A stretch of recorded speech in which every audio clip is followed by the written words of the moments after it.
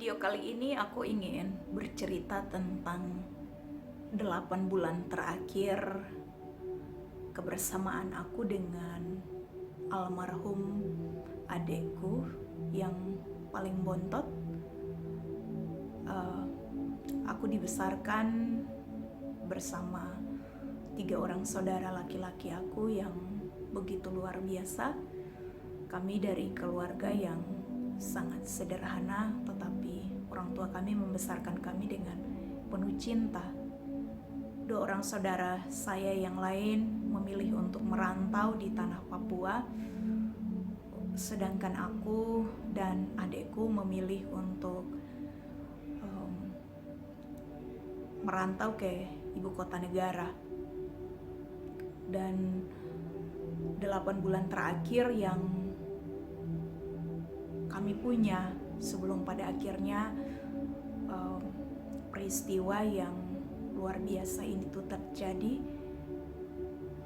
aku ngerasa kayak dia mengucapkan selamat tinggal buat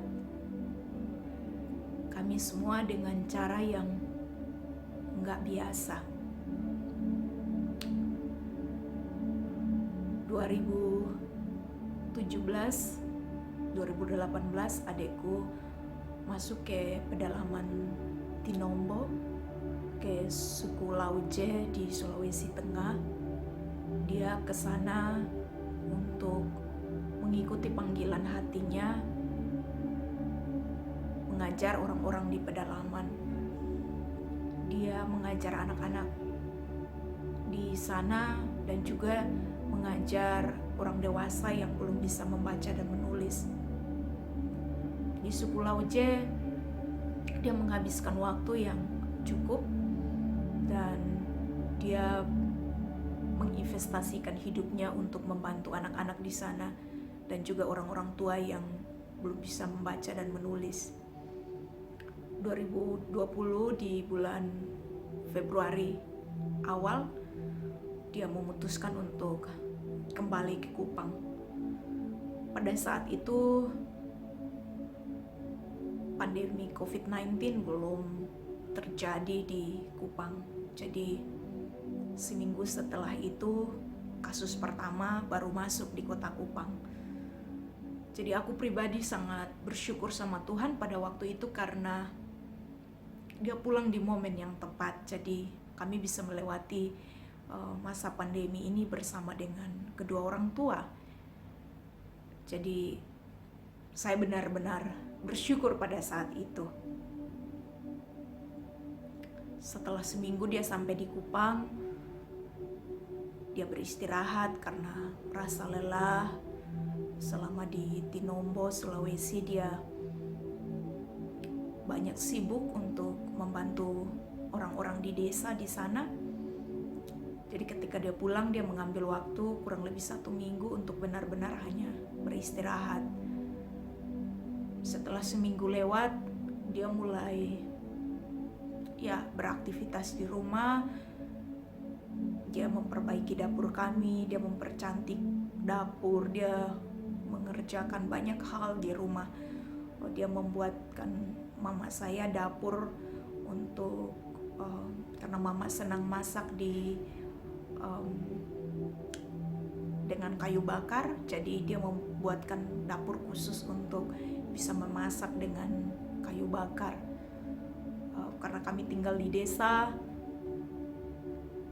dia mencangkul tanah, dia mempersiapkan kebun untuk nanti pada saat musim hujan nanti datang bisa siap untuk ditanam.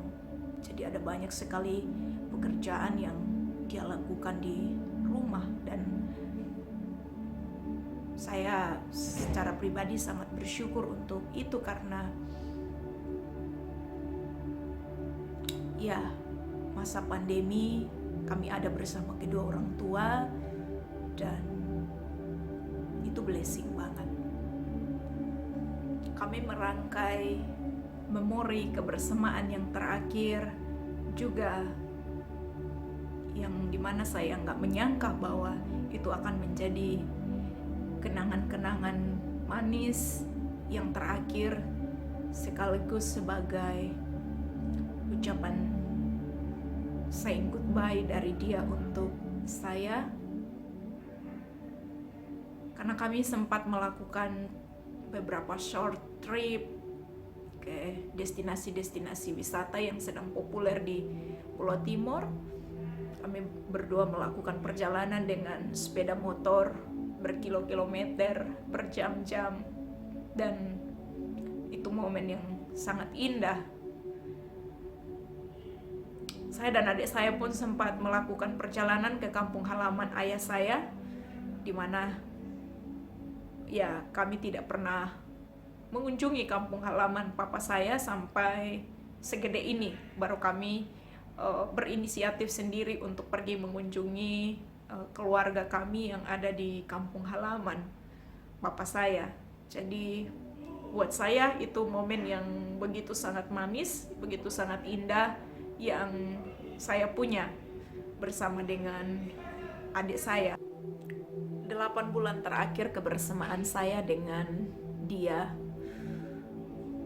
dan juga kebersamaan dia dengan kedua orang tua, dia meninggalkan banyak karya, banyak memori yang begitu manis buat kami, sehingga ketika dia pergi untuk selamanya, semua karya dan memori yang ditinggalkan buat kami di 8 bulan terakhir yang begitu berkualitas itu menjadi kalimat saying goodbye yang sangat membekas buat kami.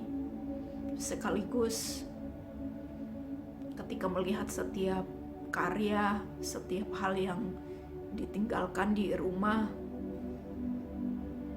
kami seperti merasa dia tetap ada bersama dengan kami. Aku berbagi bagian cerita ini karena aku pengen mendorong kita semua bahwa kita gak pernah tahu seberapa lama seseorang itu bersama dengan kita. Kita gak pernah tahu seberapa lama Tuhan percayakan orang yang kita cintai itu untuk bersama dengan kita. Jadi selama kita bersama, kita perlu syukuri waktu bersama itu, dan juga kita harus benar-benar menghargai kebersamaan itu. Akan ada penyesalan di hati kita ketika kehadiran seseorang tidak kita apresiasi, tidak kita benar-benar menghargai. Akan ada penyesalan dalam hati kita yang paling dalam. Adekku pergi memang begitu cepat buat aku secara pribadi. Nanti aku akan ceritakan bagaimana, kenapa aku begitu merasa kehilangan, kenapa aku begitu berjuang, kenapa aku yang paling kelihatan berduka pada saat peristiwa itu. Dan ya, aku hanya ingin bercerita secara jujur di videoku ini untuk mendorong kita untuk peduli dengan orang-orang yang paling kita cintai. Sebisa mungkin kita luangkan waktu dengan mereka, sebisa mungkin kita membuat memori kebersamaan yang manis dengan mereka, karena ada waktu kita pasti akan berpisah dengan mereka, atau mereka yang berpisah dengan kita.